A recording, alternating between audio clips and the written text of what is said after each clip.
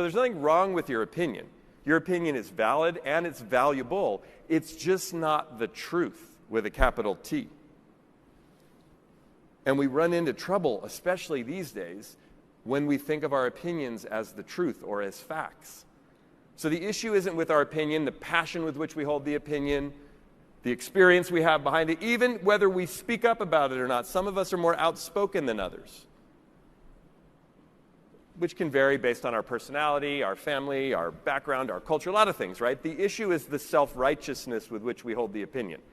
Because if I have an opinion about something, anything, and I'm right, like self-righteous, and you don't agree with me, what does that make you? Wrong.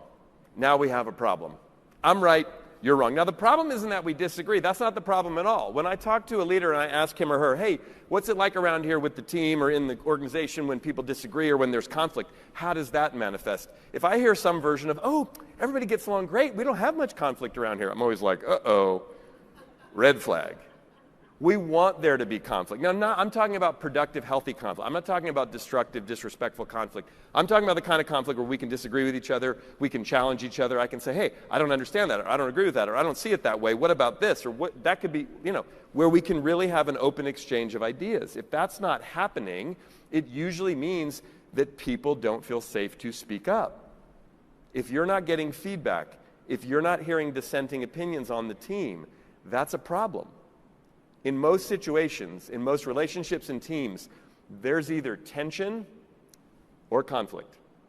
And we'd rather there be healthy conflict than the tension building and building, because over time that causes all kinds of problems, right? So the issue isn't our disagreement. The issue is the self-righteousness from where I might be coming from. And there's a difference, by the way, between self-righteousness, which is I'm right, you're wrong, which is dangerous, destructive, disconnecting, shuts down ideas. We can't really collaborate. We can't really learn from each other. Even, by the way, when we're nice about it, we say, okay, great, I'll take that into consideration. And then I leave and go, that's ridiculous, I'm not doing that, right? Or I text someone under the table and go, what's he talking about? You know what I mean? Like that kind of stuff. I'm talking about, so self-righteousness is damaging and dangerous. Conviction, on the other hand, is super healthy and important. Now, what's conviction?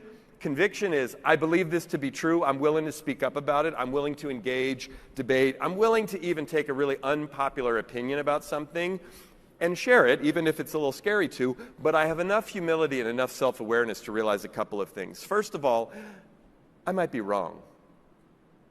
Ever been convinced you were right about something only to realize upon further reflection you were actually wrong? Yeah.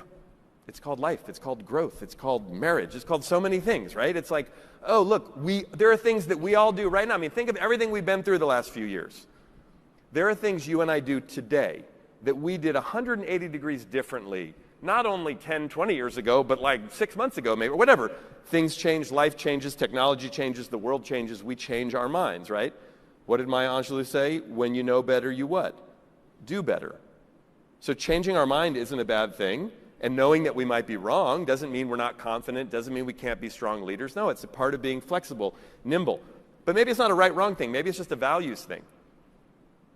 Part of conviction is acknowledging, maybe there's another way to look at this thing that I can't currently see, which is always true.